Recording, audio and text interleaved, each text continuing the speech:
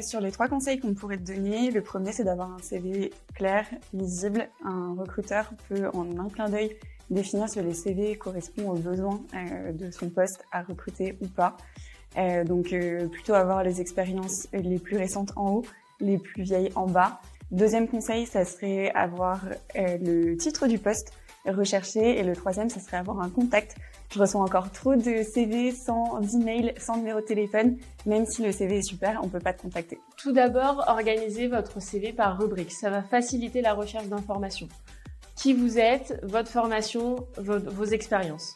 Ensuite, si vous le souhaitez, vous pouvez ajouter une photo, ça humanise un petit peu et ça permet aussi au recruteur de se souvenir de votre visage. En premier temps, je te conseille de mettre en avant tes compétences techniques et comportementales en lien avec la fiche de poste pour permettre au recruteur de voir que tu réponds bien à ses attentes.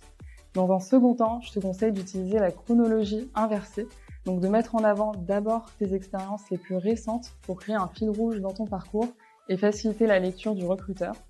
Enfin, et si tu n'es pas à l'aise pour mettre une photo sur ton CV, ce n'est pas obligatoire.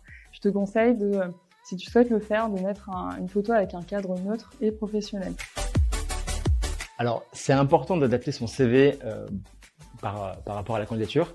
En revanche, il faut que ça reste pertinent. Par exemple, je m'explique, ne mettez pas chef de projet si vous n'êtes pas chef de projet, si vous n'avez jamais été chef de projet. C'est vraiment important, ça paraît logique, mais c'est vraiment important et on le voit tous les jours. En revanche, si votre but est de devenir chef de projet, mettez-le dans les objectifs de carrière, par exemple. Oui, adapte ton CV en fonction du poste visé, mets en avant les compétences et tes expériences les plus pertinentes pour le recruteur.